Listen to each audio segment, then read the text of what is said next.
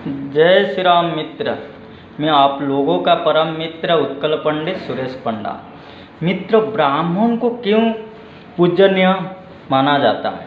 ब्राह्मण दरिद्र हो चाहे पैसा वाला हो, ब्राह्मण छोटे उम्र से छोटे हो चाहे बड़े हो, ब्राह्मण हमेशा पूजनीय है। क्यों है आज हम बताते हैं आपको। ब्राह्मण को मित्र ब्रह्मा जी का वंशज माना जाता है।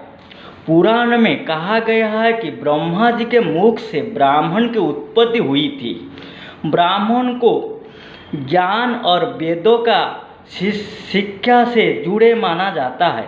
सनकादि ऋषि, नारद मुनि और सप्त ऋषि सब उनके वंशज ब्राह्मण है। जो ब्रह्मा जी के पुत्र 10 ऋषि थे, उनका वंशज है ब्राह्मण। और स्वयंभू मनु शतरूपा से मानव जाति का विस्तार हुआ। भागवत गीता में श्री कृष्ण के अनुसार श्राम, दम, करुणा, प्रेम, शील, चरित्र व निश्वास जैसे गुणों का स्वामी ही ब्राह्मण है। वेदों के अनुसार जिसमें परम आत्मा ज्ञान प्रस्तुत कर लिया है, वह ब्राह्मण है। ब्राह्मण को 9 गुण में नवगुण बोला गया। 9 गुण: ऋजु मतलब सरल, तपस्वी तपस्या करना, संतोषी संतुष्ट रहने वाला, क्षमताशील क्षमा करने वाला, जितेंद्रिय इंद्रियों को वश में करने वाला, दाता दान करने वाला, शूर बहादुर, दयालु दया करने वाला और स्वादवान ईश्वर में विश्वास करने वाला ब्राह्मण होता है। और इस ब्राह्मण को पूजनीय माना जाता है क्योंकि वे धर्म शास्त्र ज्ञाता है, वेद और शास्त्र का अध्ययन करते हैं और आध्यात्मिक ज्ञान प्रदान करते हैं। वे पूजा पाठ और अन्य धार्मिक अनुष्ठान को संचालन करते हैं जिसमें वे ईश्वर के निकट माने जाते हैं। ब्राह्मण अपने जीवन में तपस्या और साधना करके ईश्वर के करीब रहने का प्रयास करते हैं। ब्राह्मण गुरु के रूप में शास्त्रों को ज्ञान देते हैं और उनका मार्गदर्शन करते हैं जिसमें वे योग्य बन सकते हैं। वे दूसरा को सही मार्ग दिखाने वाले को मदद करते हैं। ब्राह्मण को पुरोहित इसलिए कहा गया है क्योंकि ब्राह्मण को सनातन धर्म में धार्मिक अनुष्ठान और पूजा पाठ को करने और कराने का अधिकार प्राप्त है और वे इस भूमिका को महत्वपूर्ण होते हैं। पूर्व का हित करने वाले पुरोहित होते हैं। भागवत कथा में कहा गया है कि ब्राह्मण दुराचारी भी हो तो भी पूजनीय है।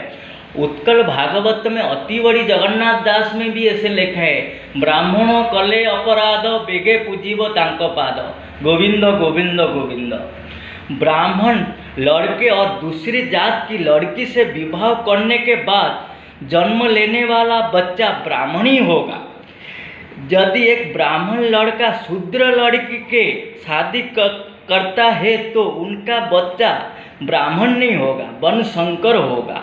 समाज में शास्त्र का नियम बताता है ब्राह्मण पुत्र शूद्र से नहीं कर सकती है।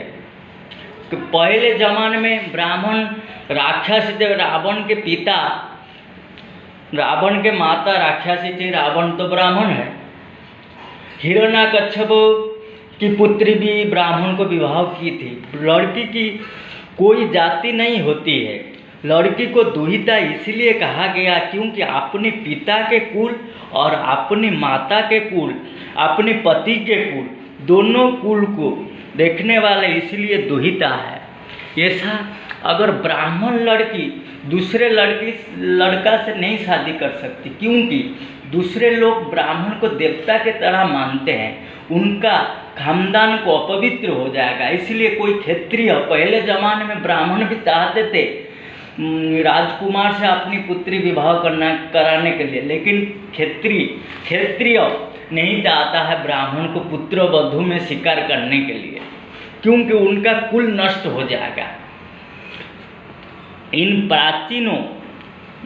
प्राचीनों काल में और इस कलि युग में, इन प्राचीनों युग में राक्षस माना जा, जिसको प्राचीन काल में राक्षस माना जाते, वे कलि युग में ब्राह्मण माना जाते, क्योंकि अब के ब्राह्मण प्राय पाखंड करने वाले रहते हैं, दूसरा को ठकाने वाले, धार्मिक से अलग रहना कलियुग ब्राह्मण का स्वभाव हो गया।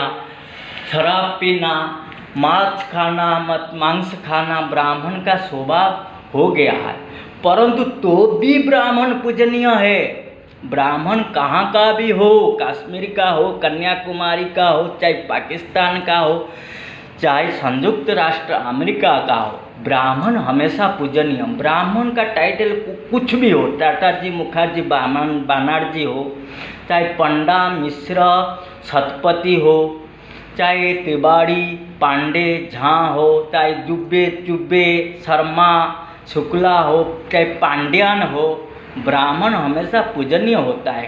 कलि युग में तो ब्राह्मण का लक्षण ऐसा होगा, नष्टस्य कान्यं गति, तो भी भगवान विष्णु ब्राह्मण के घर में जन्म लेंगे।